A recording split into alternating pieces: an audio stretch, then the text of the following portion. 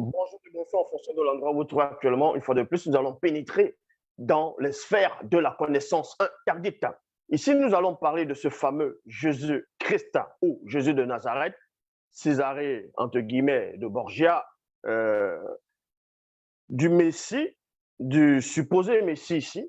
Parce que vous savez que beaucoup de personnes dans le monde, communément dans la communauté chrétienne, pense que Jésus-Christ, ou bien tout simple, Jésus est Dieu lui-même qui remplit trois fonctions en tant que Père, Fils et Saint-Esprit. Et ils vont aussi parler que Dieu, que Jésus a apparu plusieurs fois dans ce qu'on appelle la Torah, ou communément appelé l'Ancien Testament, pas beaucoup, en disant que Jésus est apparu sur d'autres formes théophaniques, c'est-à-dire premièrement en tant que l'ange de l'Éternel, que c'était une théophanie de Dieu, c'est-à-dire de Jésus, et en même temps, Melchisedec, ils vous disent aussi que Melchisedec est descendu dans ce qu'on appelle l'Ancien Testament sur une apparence théophanique, que c'était toujours Jésus, et que c'est aussi Jésus qui apparaît à Moïse en tant que, on va dire, rocher spirituel, et pourtant on savait que c'était un rocher physique qui était où Moïse s'est abreuvé, c'est-à-dire a abreuvé le peuple. Mais nous savons que cette histoire n'a pas existé. Et ici, nous n'allons pas parler de Moïse ou bien de d'autres personnages, excepté de ce fameux Jésus-Christ ici. Bon, on va même laisser Christ, on va dire Jésus. Ici, on va prendre les propos de ce Jésus dans les Bibles actuelles classiques uniquement pour vous montrer que le même Jésus-Christ ou le même Jésus dans les Bibles actuelles classiques sort de sa propre bouche qu'il n'est pas Dieu. Parce que beaucoup de personnes disent qu'on réunit la divinité de Jésus. D'abord, il faut savoir c'est quoi la divinité avant de venir s'exprimer, avant de venir parler. Donc, pour cela, j'aimerais dire à tous ces chrétiens, à tous ces pseudo enseignants, pasteurs, youtubeurs, qui pensent que Jésus-Christ est Dieu lui-même, le Père, le Fils et le Saint-Esprit. Vous pouvez vérifier parce qu'il est dit dans les Bibles actuelles classiques, dans Jean 3, 11, nous disons ce que nous savons et l'on rend témoignage de ce qu'on a vu, donc de ce dont nous avons pénétré en profondeur. Ici, on va vous donner quelques versets bibliques et vous allez vérifier les altitudes. Et c'est Jésus lui-même dans les Bibles, je dis bien dans les Bibles classiques, qui sort de sa bouche, il montre qu'il n'est pas Dieu. Ici, on ne va pas parler de Colossiens, on ne va pas parler de les pseudos, soi-disant apôtre Paul ou bien tel prophète a dit ceci, tel apôtre a dit cela sur la divinité de Jésus. On va s'arrêter uniquement sur les propos, je répète, sur les propos même de ce fameux, ce supposé Jésus des Bibles actuelles classiques. Pour cela, on va aller dans le livre de Luc. Luc chapitre 18 au verset 19. Déjà, pour commencer, Luc n'était pas un apôtre. Vous pouvez vérifier, Luc n'était pas apôtre, il n'a pas connu, je dis bien selon les Bibles actuelles classiques, ce Jésus-là, il n'a pas marché avec ce Jésus. Mais je vous ai déjà démontré la non-existence de ce personnage qui n'a même pas existé dans l'histoire, mais on va s'arrêter sur, néanmoins, les Bibles actuelles classiques pour démontrer aussi que Jésus-Christ n'est pas Dieu lui-même.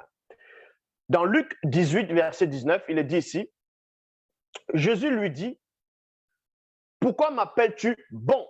Point d'interrogation, il y a quelqu'un qui est venu interroger, qui est venu voir Jésus pour lui solliciter son aide, et il dit, bon maître. Et Jésus répond à cette personne en disant, pourquoi m'appelles-tu bon, virgule, personne n'est bon à part Dieu seul. Il y a point ici.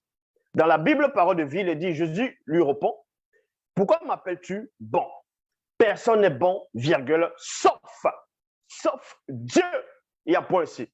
Donc, ce personnage de Jésus, dont vous adorez en disant que il est Emmanuel, il est en même temps Dieu, il est en même temps le Saint-Esprit, il est en même temps Fils, qui remplit trois fonctions, en même temps la Trinité. Votre fameux Jésus dit ici que personne, y compris lui, n'est bon, excepté Dieu. Excepté Dieu, c'est-à-dire Dieu seul. Donc, il montre déjà la distinction entre Dieu et lui. Il montre par là, par ses propres propos plutôt, et non les propos de vos soi-disant pasteurs, de ces pseudo-youtubeurs qui vont venir dire non, tu réfléchis avec ton cerveau, avec la sagesse humaine, avec la sagesse d'homme, que c'est dans la révélation qu'il faut connaître les mystères, qu'il faut entrer dans les mystères de la révélation pour savoir que Jésus-Christ est Dieu lui-même. Non, votre Jésus dit ici que personne n'est bon, sauf Dieu. Donc, allez dans le dictionnaire ou bien vous tapez les synonymes, ce qui veut dire sauf. Sauf, c'est aussi excepté, à part. Mais si vous ne savez pas lire, si vous ne connaissez pas ce qui veut dire sauf, vous n'avez pas besoin d'avoir la révélation, vous n'avez pas besoin de sortir de Saint-Cyr, d'Harvard, d'avoir des diplômes, des grands diplômes pour savoir ce qui veut dire sauf. Donc Dieu ici est excepté. Ça veut dire que Jésus n'est pas dans l'exception de Dieu, dans cette exception-là. Or, Jésus n'est pas bon. Selon ses propres propos, il dit ici que personne n'est bon, sauf Dieu seul, c'est écrit. Maintenant, il y a des personnes qui viendront en disant, oui, mais il a dit cela parce qu'il était sur la forme humaine, il était un homme. C'est pour ça que, mais sur sa forme Dieu lui-même, en tant que Père, là, il est bon. On va vous démonter et démontrer aussi que Jésus-Christ n'est pas Dieu. Il n'a jamais été Dieu. Il ne sera jamais Dieu.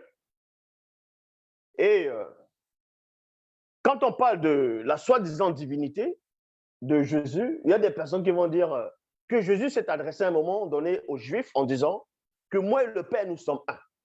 Donc, pour eux, le fait de dire que moi et le Père, dans d'autres versions, le Père et moi, nous sommes indivisibles, ou le Père et moi sommes indivisibles, ça voudrait dire, selon les compréhensions à ces personnes qui veulent à tout prix asseoir la divinité d'un personnage qui n'existe pas, donc de ce fameux Jésus. Ils vont aller dans ce passage se trouve dans Jean 10, 30. Ils vont s'arrêter uniquement dans les propos de ce Jésus, dans Jean 10, 30, en disant « Moi et le Père, nous sommes un ». En disant que Jésus a dit, donc s'ils sont un, ça veut dire c'est lui qui est Dieu lui-même. On va aller dans plusieurs versions, toujours dans Jean 10, 30,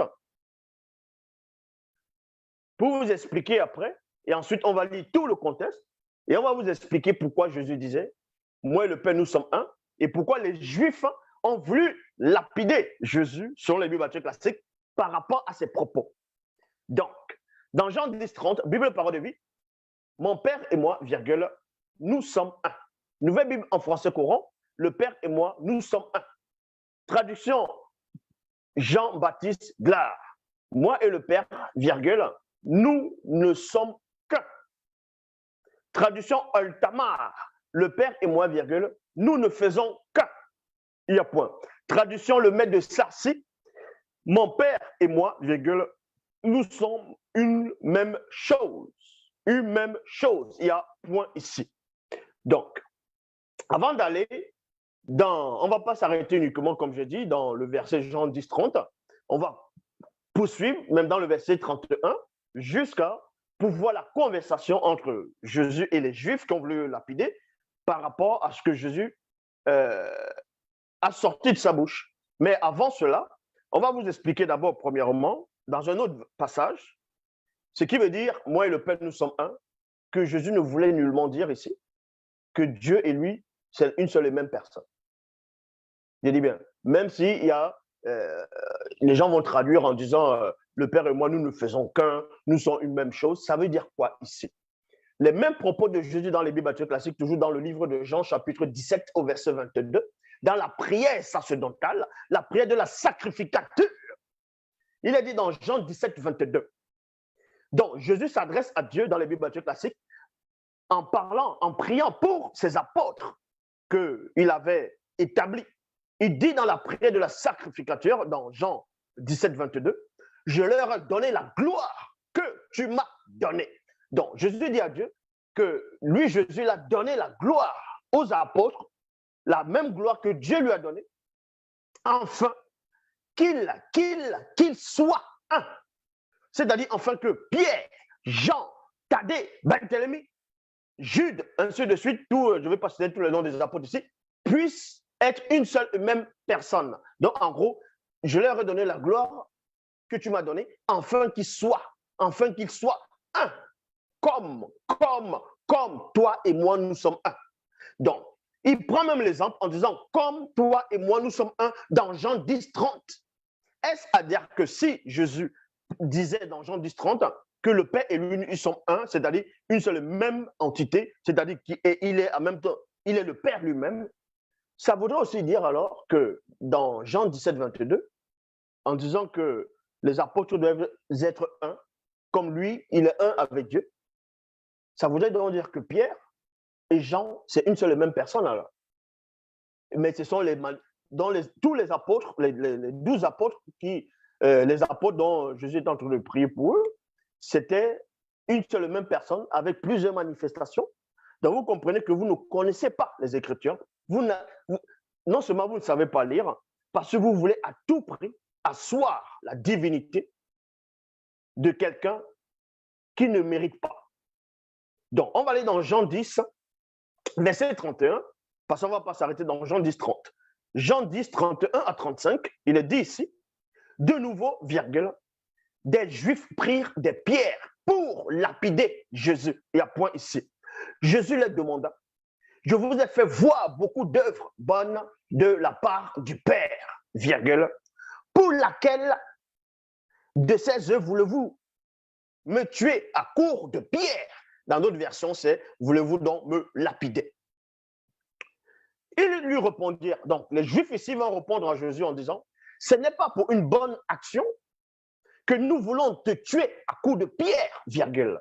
Donc par là, ces Juifs-là, selon les Bibles classiques, reconnaissent néanmoins que ce fameux Jésus a manifesté des œuvres louables, des œuvres qui sont dignes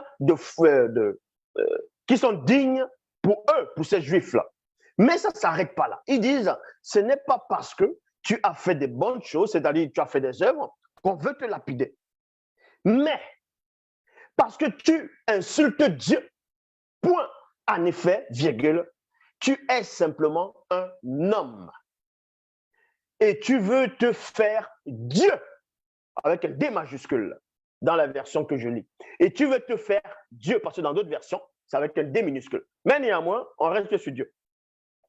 Donc, les Juifs disent ici à Jésus, comme je viens d'expliquer, ce n'est pas parce que tu as fait une bonne œuvre que nous voulons te lapider, que nous voulons te tuer à coups de pierre, mais parce que toi, tu es un homme comme nous, tu es fait de chair, de sang et d'os, donc tu es né, c'est-à-dire tu vis les mêmes conditions que nous, donc tu dors, tu as faim, tu as soif, tu ressens la peur, les émotions, bref, la fatigue.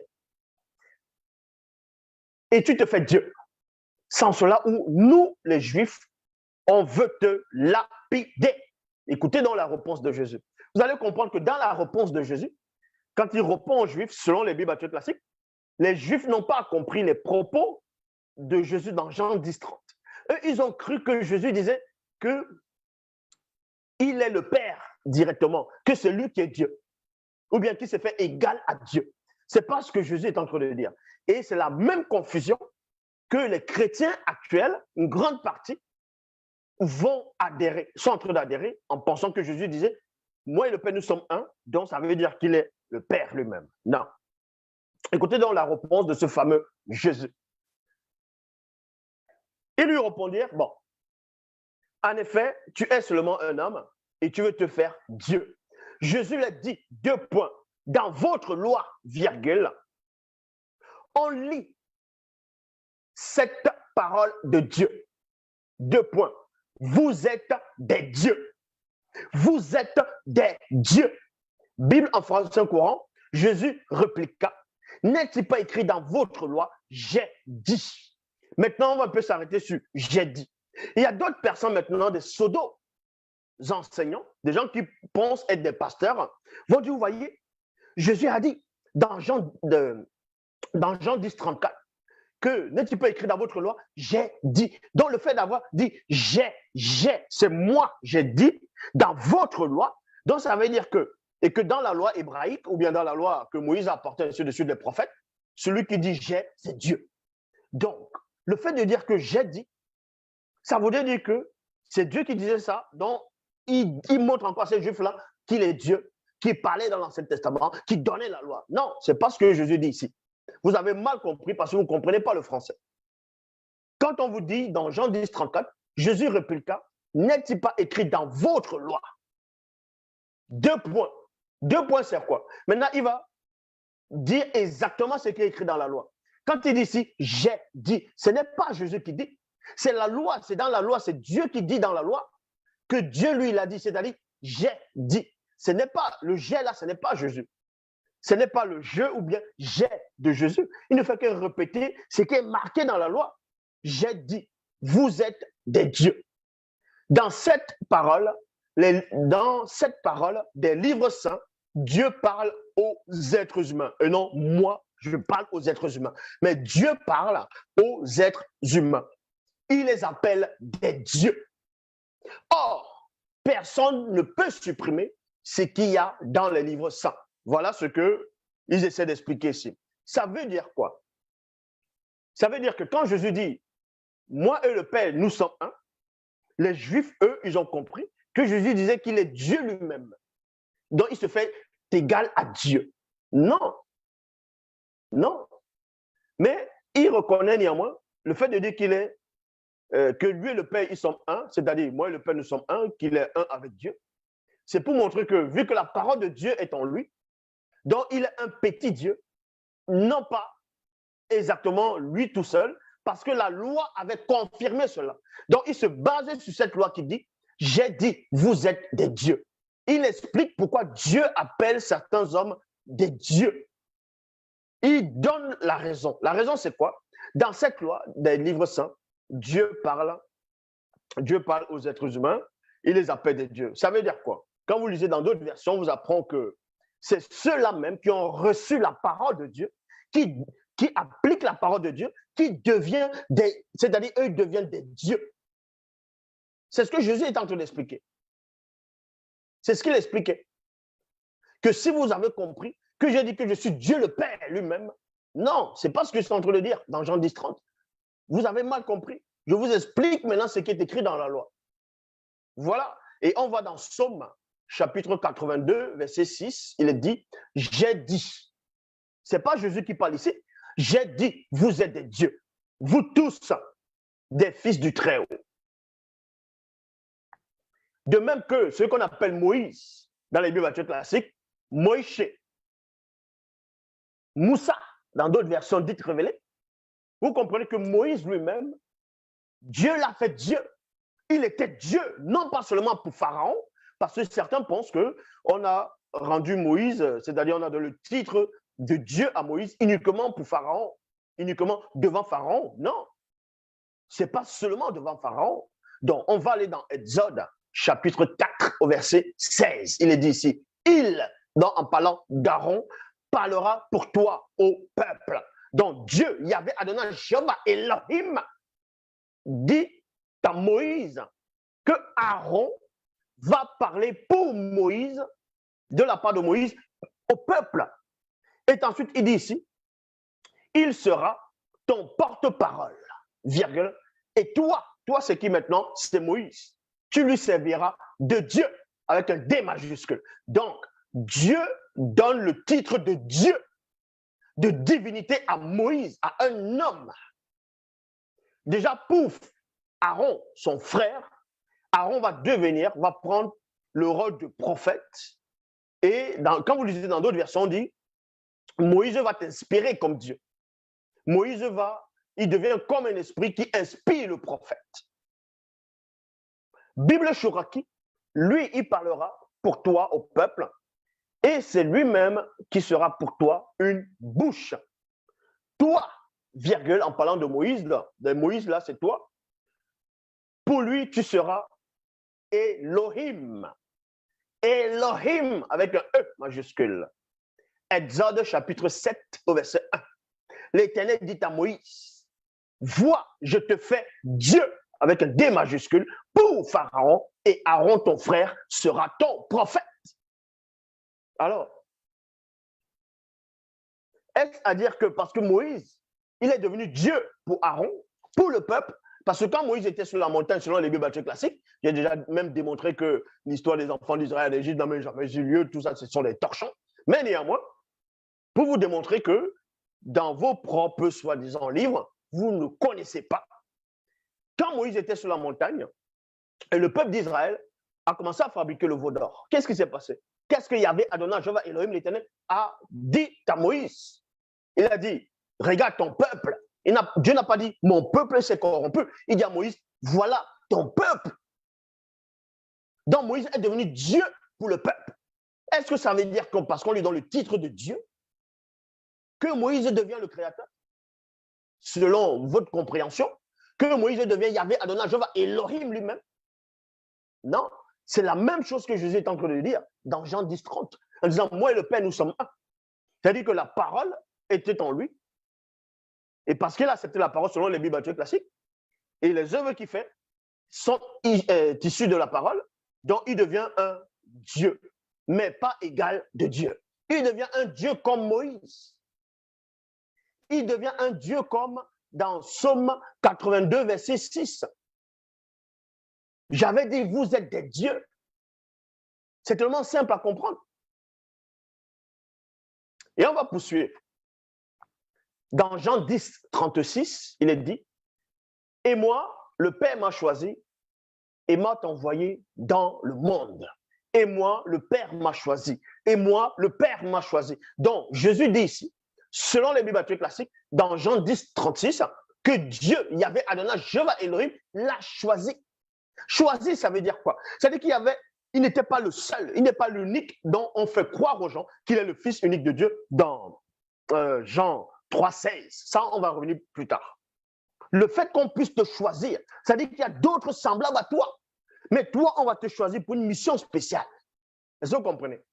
Donc, c'est pour ça qu'il dit ici, dans Jean 10, 36, et moi, le Père m'a choisi et envoyé dans le monde. Comment donc pouvez-vous dire que je fais insulte à Dieu? Parce que j'ai déclaré. Parce que j'ai déclaré. Écoutez les propos de Jésus. Vous qui déformez, vous pensez aimer tellement votre soi-disant Jésus, vous déformez ces phrases parce que vous voulez à tout prix asseoir une divinité qui ne mérite pas. Donc Jésus dit ici à ces Juifs, il répond, il va donner l'explication finale pourquoi il dit qu'il est un avec Dieu. Donc dans ses propos, il dit, comment pouvez-vous dire que je fais insulte à Dieu? Parce que j'ai déclaré, je suis le Fils de Dieu et non Dieu. Donc quand il disait, moi et le Père, nous sommes un, il est en train de dire, c'est-à-dire en parabole, qu'il est le Fils de Dieu parce qu'il accomplit la volonté de Dieu, selon les Bibles classiques, exactement comme Moïse, qui fait aussi la volonté de Dieu, et il devient Dieu. C'est ce qu'il dit ici. Sinon, il aurait pu dire, mais je n'ai pas insulté Dieu, vu que je suis Dieu.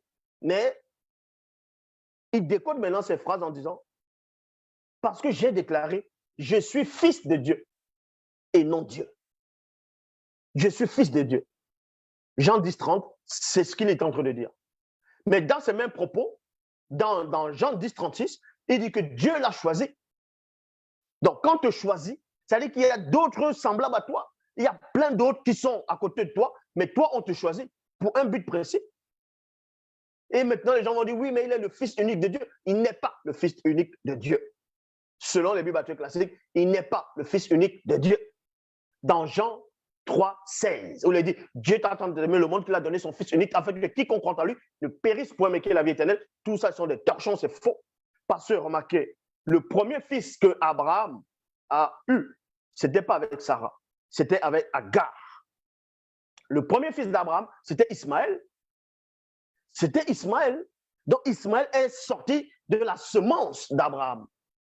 Mais après, selon la prophétie après, il a eu un deuxième fils qui s'appelait Isaacar, avec Sarah. Et qu'est-ce qui se passe? Maintenant, dans Genèse, chapitre 22, on vous apprend que Dieu, Yahvé, Adonai, Jéhovah, Elohim, apparaît à Abraham. Il dit, il tente Abraham, il met Abraham à l'épreuve. Et pourtant, dans le livre de Jacques, il a dit, Dieu ne tente personne, ne met personne à l'épreuve. Mais bon, il dit quoi? Offre-moi ton fils unique.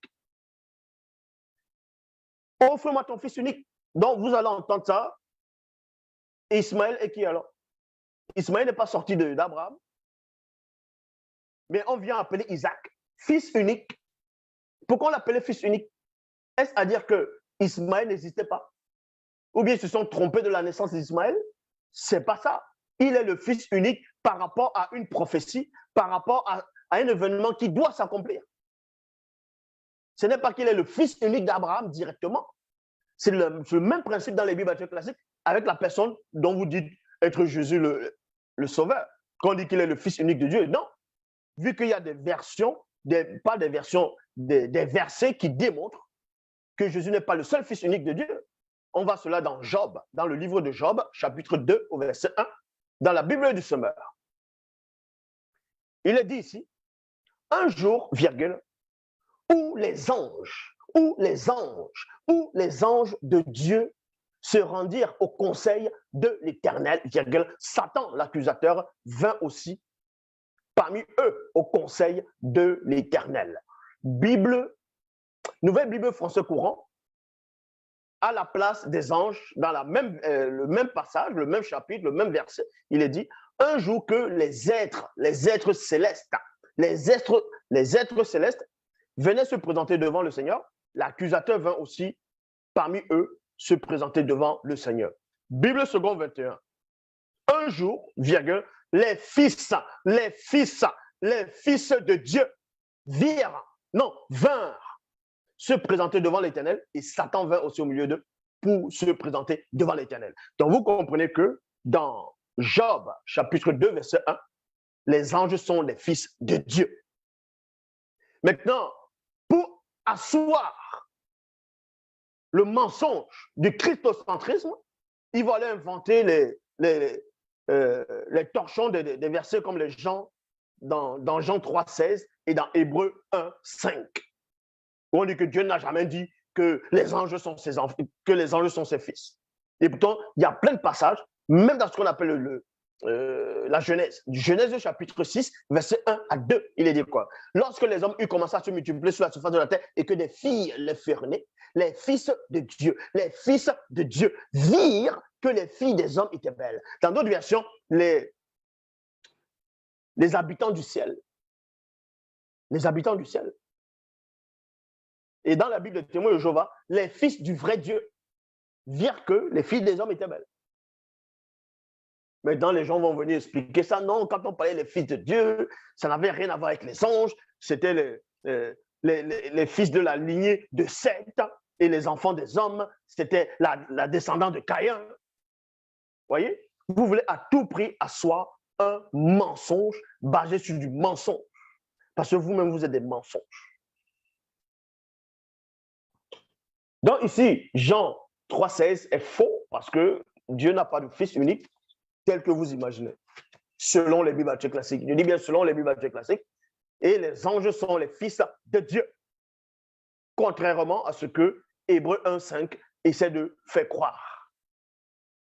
Donc, Job, chapitre 38, au verset 7, Bible du Sommeur, il est dit, quand les étoiles du matin éclataient, unanimes dans des chants d'allégresse, et que tous les anges de Dieu poussaient des cris de joie, point d'interrogation, tradition œcuménique de la Bible, tandis que les étoiles du matin chantaient en chœur, et tous les fils de Dieu criaient « Ouah !»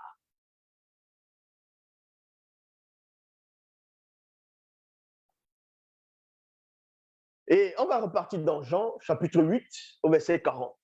Il est dit ici, donc Jésus est en train de parler parce qu'à un moment, il va reprocher quelque chose à ceux qui voulaient le tuer, à ceux qui veulent le tuer. Dans les Bibles classiques, dans Jean 8, 40, il est dit ici, mais maintenant, virgule, vous cherchez à me tuer, virgule, moi, virgule, un homme, et non Dieu. Moi, virgule, un homme qui vous dit la vérité, que j'ai entendu de Dieu. Cela, virgule, Abraham ne l'a pas fait. Quand on va dans Nombre 23, 19, vous pouvez prendre n'importe quelle version, mais moi, je vais aller dans la version Bible Parole de Vie. Il est dit, Dieu n'est pas un homme. Pour un virgule, il ne ment pas. Selon les Bibles classiques, selon ce verset. Donc, il y a quoi entre le lien entre les deux versets? Dans Jean 10, 40, non, dans Jean 8, 40, Jésus dit que lui, il est homme. Lui, il est homme. Et ce qu'il dit, il a entendu ça de Dieu. Il montre encore par là, par ses propres propos, qu'il n'est pas Dieu. Et dans Nombre 23, 19, vous confirme que Dieu n'est pas un homme. Donc, dans Nombre 23, 19, confirme Jean 8, 40. Mais vous venez, vous allez dire, non, il faut la révélation, parce que quand il est dans la chair, quand c'est un homme, il est Dieu le Fils. Donc, il fait la distinction entre lui en tant que Dieu le Père. On va y aller. Vous allez comprendre que vous ne maîtrisez rien du tout.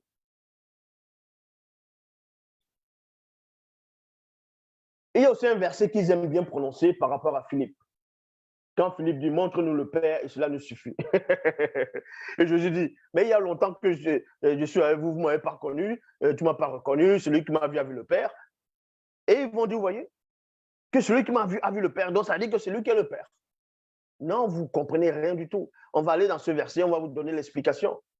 Pas l'explication qui sort comme ça, l'explication selon vos propres versions, selon vos propres versets encore. Dans Jean 14, 8 à 10, il est dit, Philippe lui demanda, Seigneur, montre-nous le Père et cela nous suffira. Bon, pourquoi Philippe pose la question à Jésus en disant, montre-nous le Père et cela nous suffira. Mais où est le rapport entre la conversation qu'ils étaient en train d'avoir et à un moment donné, il dit, montre-nous le Père et cela nous suffira. Et ça dit, bon, nous, on te voit là, on ne te veut plus, montre-nous le Père. Mais pourquoi Philippe a posé cette question? Pourquoi Philippe a demandé cela à Jésus? C'est-à-dire qu'il a entendu ça quelque part. Il dit, montre-nous le Père et cela nous suffira. Donc, quelle était donc la réponse de Jésus? Tu ne crois pas que je suis dans le Père et que le Père est en moi? Les paroles que je vous dis, je ne les dis pas de moi-même. Le Père qui demeure en moi fait ses propres œuvres. Donc, pourquoi Philippe dit ici, montre-nous le Père et cela nous suffira? Pourquoi il a besoin de voir le Père? Pourquoi il a envie de voir le Père? Pourquoi? Parce que quand vous allez dans Matthieu, chapitre 11, au verset 27, il est dit ici, c'est Jésus qui parlait, mon Père m'a tout donné. Point. Personne ne connaît le Fils sauf le Père. Personne ne connaît le Père sauf le Fils. Mais le Fils veut montrer le Père. Le Fils veut montrer le Père à d'autres pour qu'ils le connaissent aussi. C'est pour ça que Philippe, plus tard, après longtemps, il va dire, montre-nous le Père. Et cela nous suffit. Parce que Jésus avait déjà dit que lui veut montrer le Père.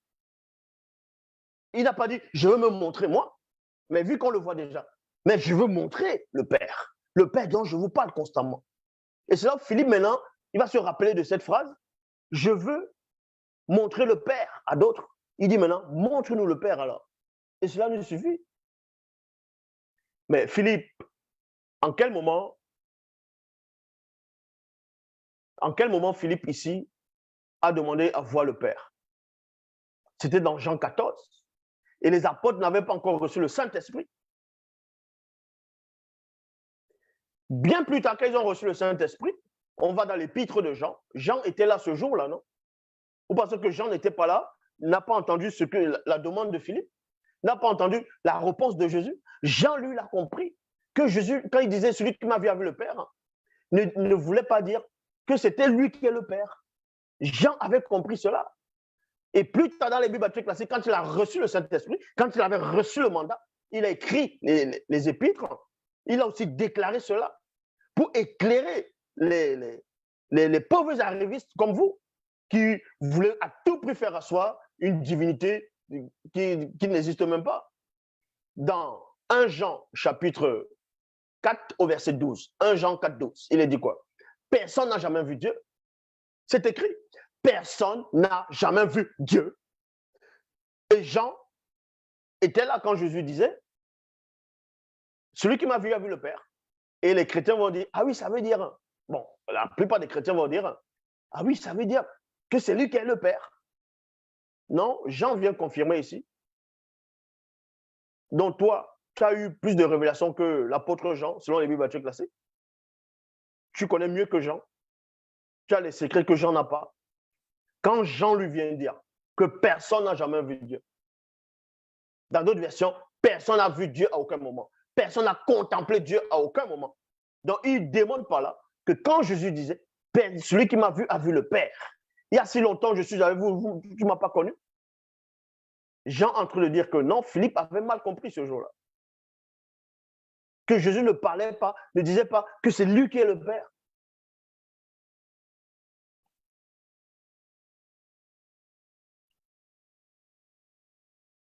Et Jean, il peut se dire, Dieu demeure en nous, en son amour. Non, Dieu demeure en nous et son amour se manifeste parfaitement en nous. Ça veut dire quoi? Mais c'est à peu près la même phrase que les mêmes propos que Jésus a manifestés. Dans Jean 14, verset 10, où il disait, le Père qui demeure en moi fait ses propres œuvres. Donc le Père ne demeure pas seulement dans Jésus, dans les Bibles classiques. Jean confirme aussi que Dieu demeure en eux. Dieu demeure dans tous ceux qui croient en lui, qui appliquent ses lois.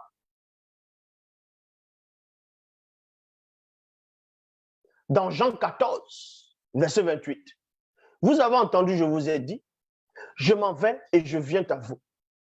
Si vous m'aimiez, vous vous réjouirez que j'aille vers le Père, virgule, car le Père est plus grand que moi.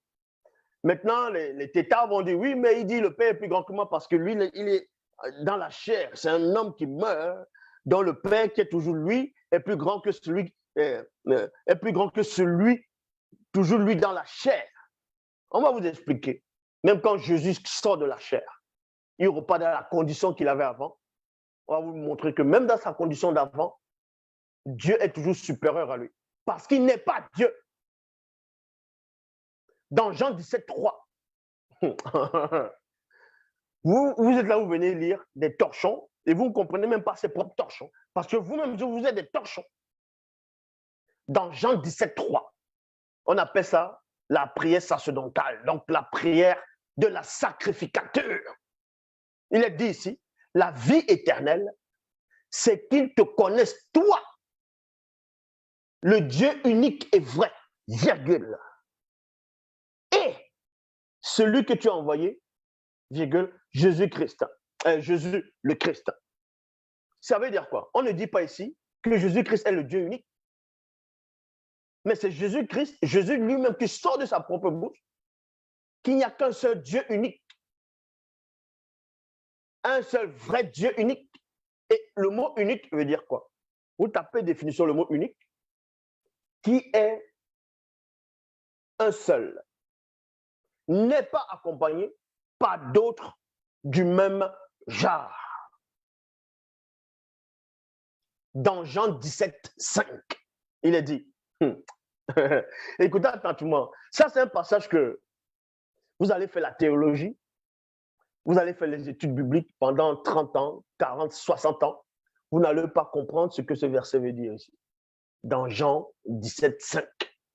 Et pourtant, c'est un verset facile que je vous explique facilement là maintenant. Dans Jean 17, 5, il est dit, Jean 17, 5, et maintenant, virgule, toi, virgule, Père, virgule, glorifie-moi auprès de toi, même en m'accordant cette gloire que j'avais auprès de toi avant que le monde fût créé. Mais c'est tellement facile à comprendre que avant même que votre soi-disant Jésus, selon les Bibles classiques, dans votre délire, on dit qu'il est venu sur la terre dans Philippiens 2, 5 à 7. Ça, c'est facile à comprendre, ça. Qui s'est dépouillé lui-même, en prenant une forme de serviteur, en devenant semblable aux hommes, et ainsi de suite. Bref. Avant même que Jésus ne soit né, n'arrive il dit ici dans les Bibles classiques que lui, il existait déjà auprès de Dieu et que Dieu l'avait donné la gloire pour vous montrer qu'il n'est pas Dieu lui-même. Est-ce que vous comprenez? C'est tellement facile à comprendre. Si vous voulez, je relis dans Jean 17, 5. Et maintenant, toi, Père, glorifie-moi auprès de toi-même en m'accordant cette gloire que j'avais auprès de toi. Donc, il y a deux personnes distinctes. Il y a un qui donne la gloire à l'autre. Avant sa venue, avant que le monde ne fût créé. Et là, vous dites que Dieu le Père est descendu sous l'apparence du Fils. N'importe quoi. Votre soi-disant fils dit quoi ici? Avant de descendre, il était déjà auprès de Dieu, il n'était pas Dieu lui-même. Il n'était pas Dieu lui-même. Il était auprès, et le Dieu unique dans Jean 17, 3, lui avait déjà donné la gloire. Maintenant, vous allez lire dans Philippiens 2, 59, ayez en vous les sentiments qui étaient en Jésus-Christ, lequel existant en forme de Dieu. Il n'a point regardé comme il pourrait arracher d'être égal à Dieu, mais s'est dépouillé lui-même en prenant forme de serviteur en devenant semblable aux hommes, ayant paru comme un simple homme. Ça veut dire quoi? Lequel existe en forme de Dieu. Les anges existent en forme de Dieu, vu que les anges sont des dieux. C'est si simple à comprendre.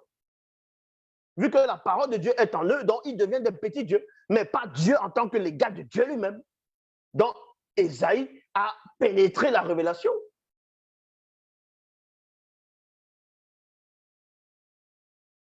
N'est-il pas écrit dans le livre des Hébreux que Jésus, on l'a mis au-dessus de ses égaux?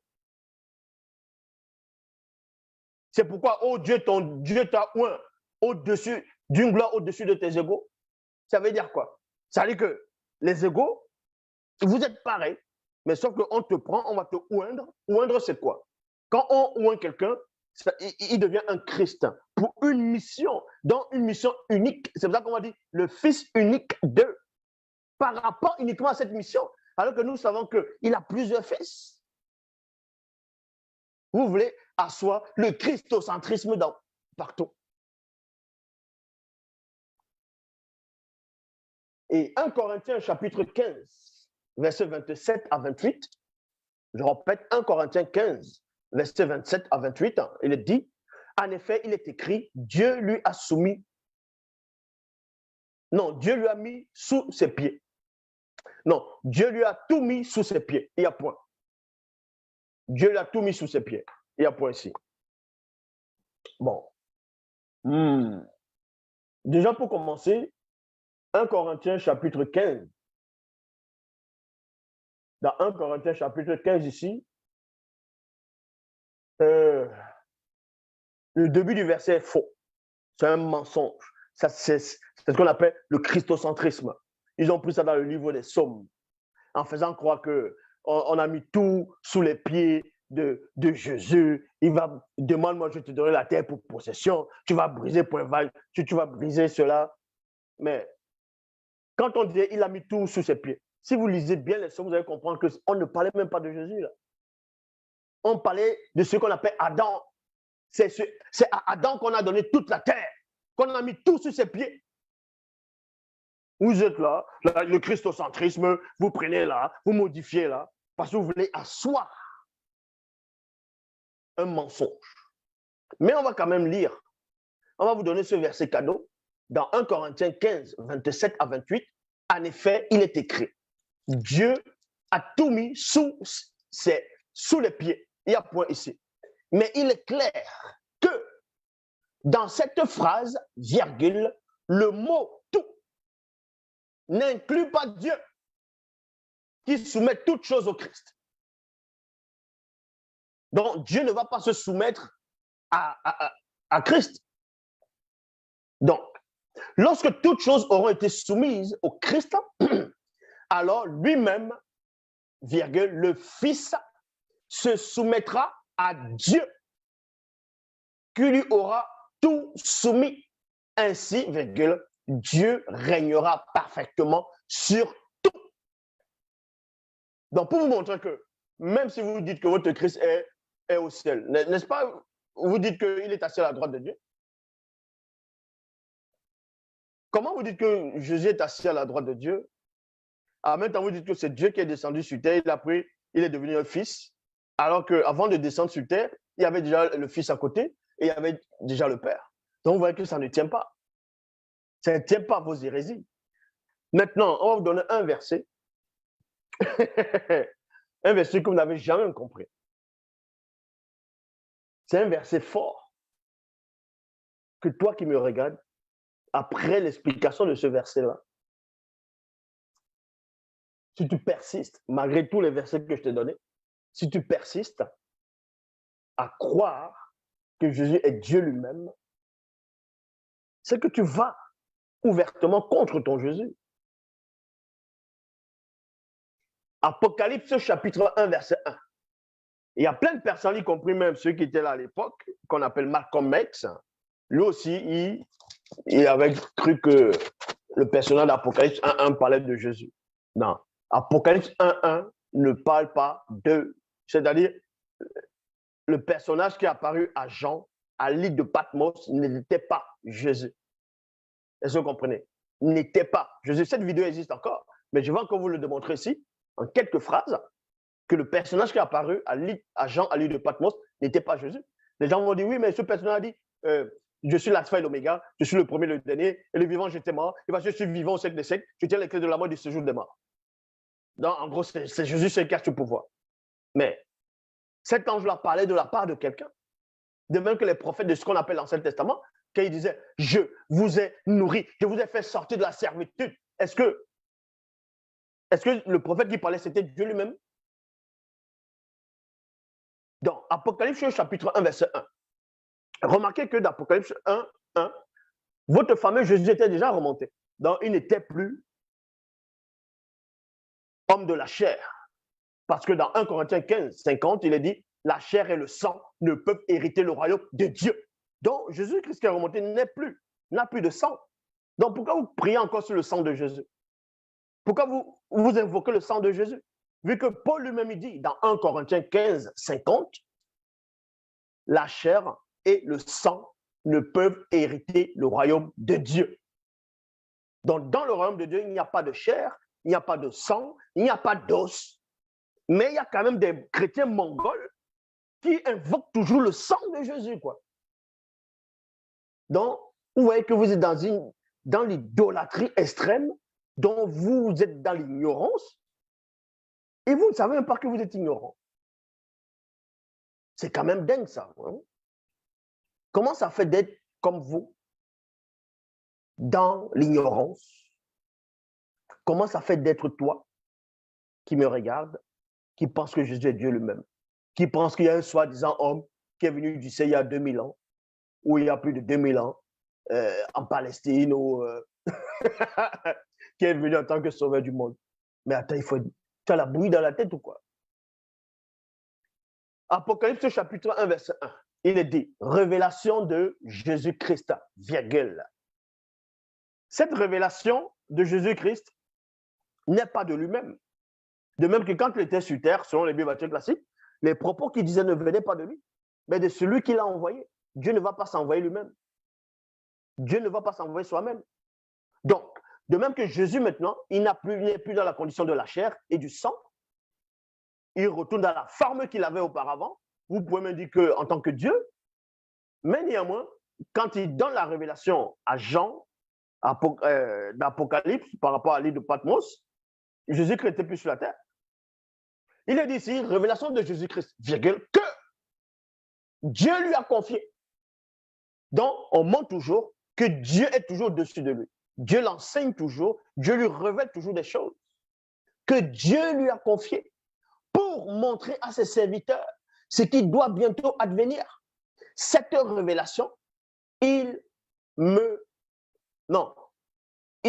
l'a fait connaître à son serviteur Jean par l'envoi de son ange. Point. Oh, l'homme. Ça veut dire quoi ici? Apocalypse 1:1 dit que Dieu a donné une révélation à Jésus. Révélation, c'est quoi? Ça ne veut pas dire guerre. Hein? Parce que les gens vont penser, oh, révélation, c'est l'Apocalypse. L'Apocalypse, ça veut dire la guerre, la destruction. Non. L'Apocalypse, c'est révélation. Révélation, c'est on te révèle des choses cachées. On te révèle des choses cachées. Pour montrer que Jésus lui-même, selon les Bibles classiques, même s'il est remonté au ciel, et que vous dites maintenant il est redevenu Dieu, il y a des choses qu'il ne sait toujours pas.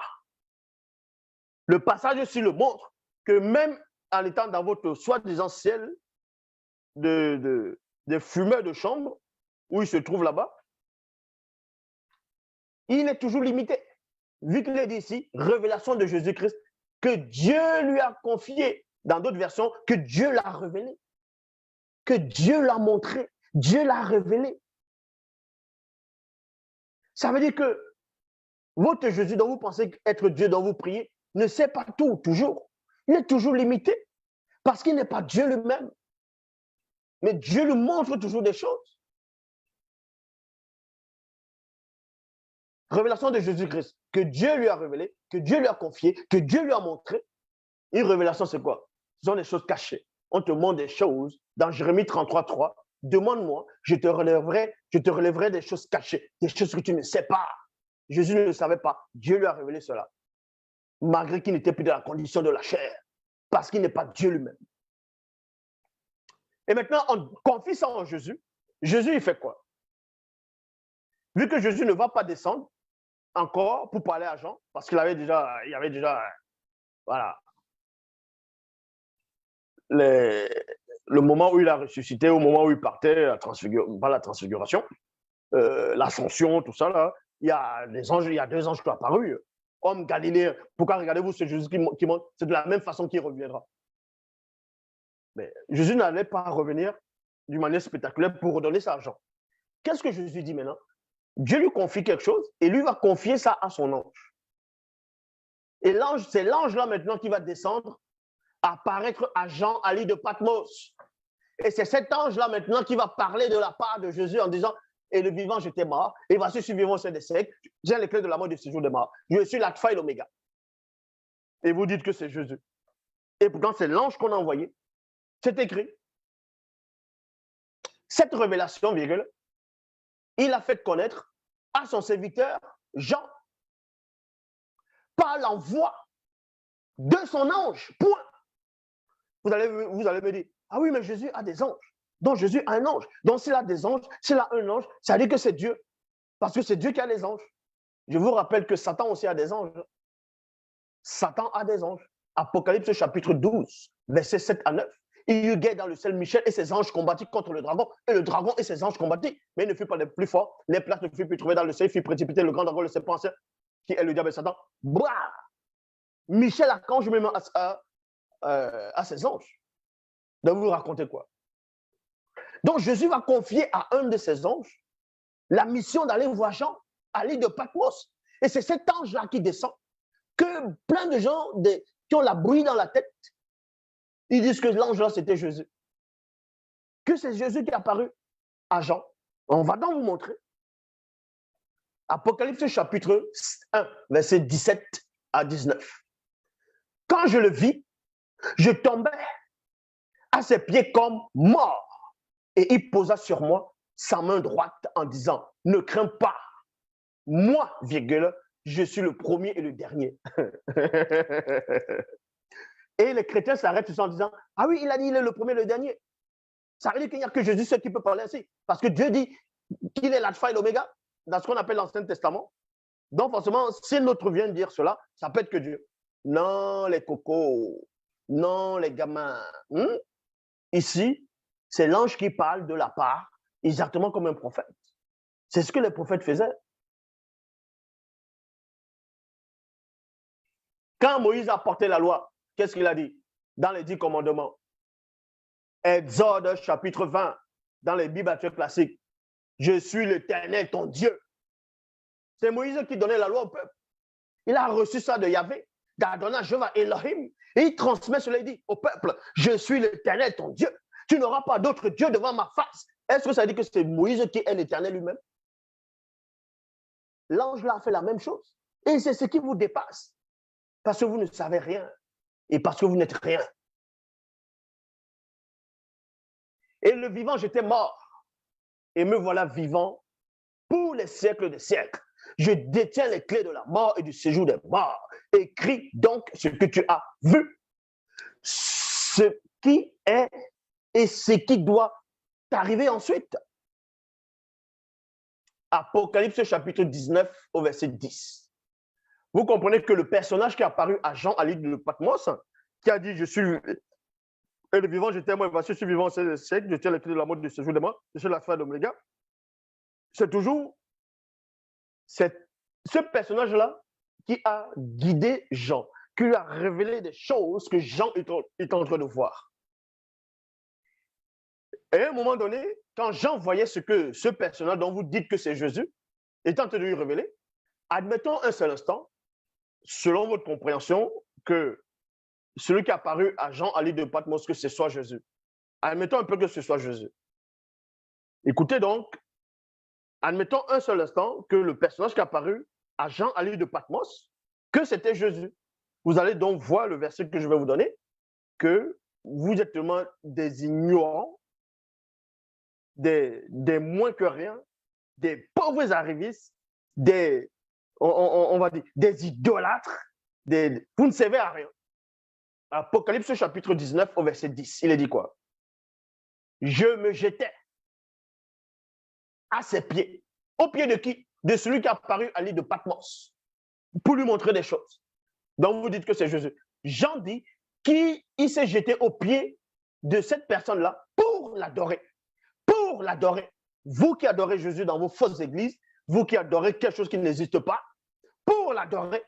Mais il me dit, admettons que ce soit Jésus. Jésus dit ici, si on accepte que c'est Jésus, il répond, il dit à Jean, il aurait pu dire, ah c'est bien, adore-moi, c'est moi Dieu. Non.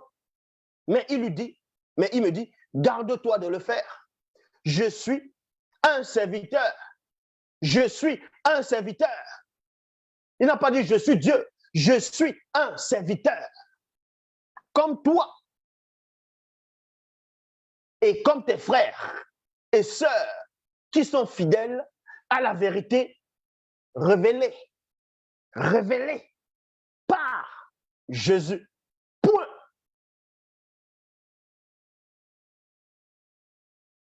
Donc le personnage montre ici qu'il n'est pas Jésus. Ce n'est pas Jésus qui est apparu à Jean à l'île de Patmos. C'était un ange.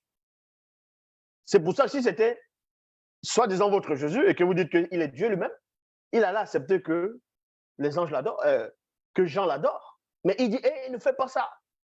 Là, il n'était pas sous la forme humaine, ou encore de la forme humaine, il n'était pas sous la forme de la chair de quelqu'un qui peut mourir. Il était dans la pleine divinité. Donc, Jean aurait pu l'adorer. Mais il dit à Jean, ne le fais pas. Je suis un serviteur comme toi. C'est Dieu que tu dois adorer. Admettons que ce soit Jésus. Jésus dit alors que c'est Dieu qu'il faut adorer, parce que je ne suis pas Dieu. Apocalypse chapitre 22, verset 8 à 9. Il réitère encore cela. Moi, Jean, j'ai entendu et vu ces choses. Et après les avoir entendues et vues, je tombais au pied de l'ange et non de Jésus, et non de Dieu, au pied de l'ange qui me les avait montrés pour l'adorer. Point. Mais il me dit non. Je sers comme toi et tes frères les prophètes. Et tous ceux qui vont prendre en compte les paroles de ce livre. C'est Dieu que tu dois adorer. Deux fois, il dit la même chose.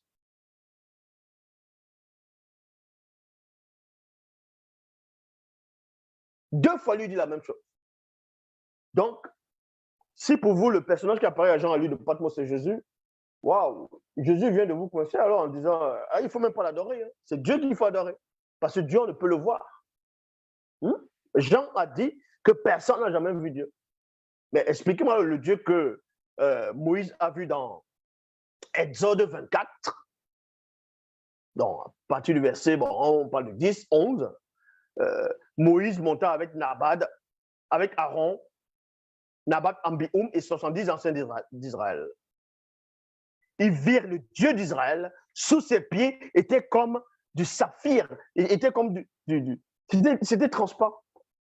Et dans Exode 33, Dieu dit encore à Moïse, aucun homme ne peut me voir et vivre. Mais il oublie que Moïse l'avait vu dans Exode 24. Et Isaïe chapitre 6, verset 1. Le jour de la mort du roi Osias, je vis Yahvé Adonai Jéhovah Elohim assis sur son trône et les pans de sa robe remplissaient le temple. Vous êtes que dans la confusion, dans la bouillie. Apocalypse chapitre 22, verset 16. Il est dit, moi, Jésus, virgule, j'ai envoyé mon ange pour vous révéler tout cela dans les églises. Donc,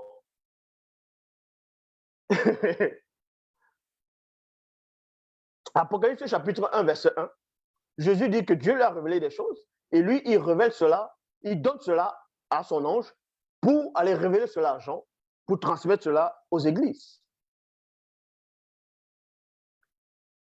Et à la fin, on te dit, Apocalypse chapitre 22, verset 16, c'est moi Jésus, virgule, j'ai envoyé mon ange. Il a envoyé son ange en quel moment?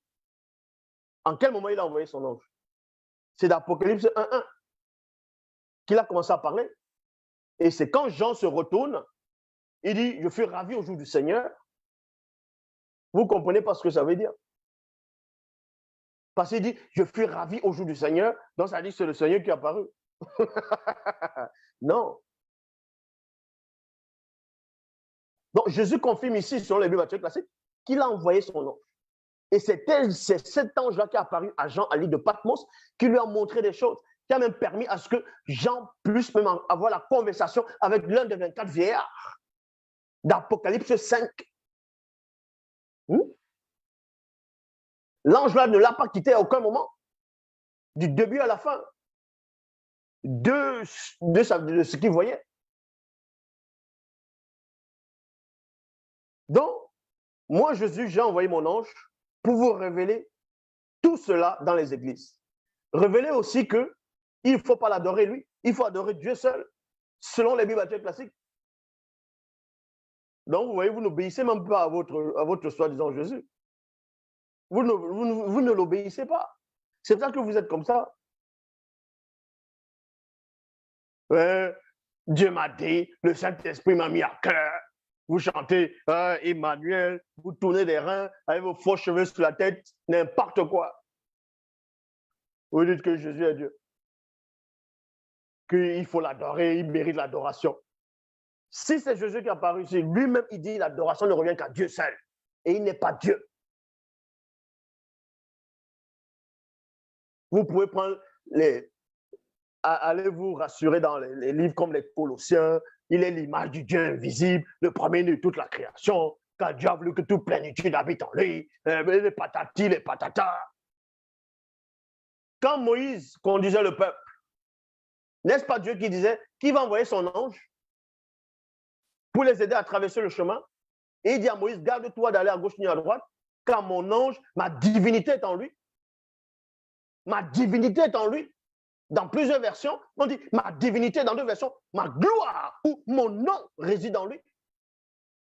Et vous venez écrire des torchons, Dieu a voulu que toute la plénitude de la divinité réside en lui. La plénitude de la divinité résidait aussi dans l'ange qui accompagnait Moïse pour la terre promise. Dans l'ange là, c'était Jésus. N'importe quoi. Vous venez lire des choses, vous savez, non seulement vous ne savez pas lire, et vous voulez encore lire des choses qui ne sont même pas à votre portée. Le seul enseignant est en face de vous, que ça vous plaise ou pas. Est-ce que vous comprenez? Vous pouvez sortir toutes sortes d'accusations, calomnies, mensonges. Je suis pur, je suis saint. Est-ce que vous comprenez? Je suis saint, je n'ai rien à me reprocher. Est-ce que vous comprenez? J'avais dit une fois à l'époque, où il dit que il y a le livre de vie de l'agneau dans le ciel. Admettons qu'il y a votre livre de vie là. Mon nom est sur la première page. Est-ce que vous comprenez? Si votre soi-disant vous dites, ah, Dieu va venir chercher les saints, il va venir chercher les hommes qui ont le cœur pur, l'enlèvement sonne là. La trompette sonne, je serai le premier à monter. Est-ce que vous comprenez? Le premier à monter. Mais toutes vos choses là, ce sont des torchons. Attendez toujours le personnage qui n'existe pas.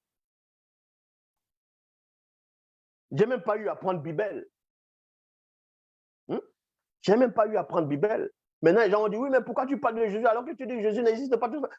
Mais je vous montre par là que vous ne savez rien dans vos propres histoires qui ont été écrites au Moyen-Âge, vos propres torchons. Que cela vous plaise ou pas, c'est moi la révélation. Moi, on ne me révèle pas des choses. Moi, je me révèle. L'Oba, c'est encore glorifié.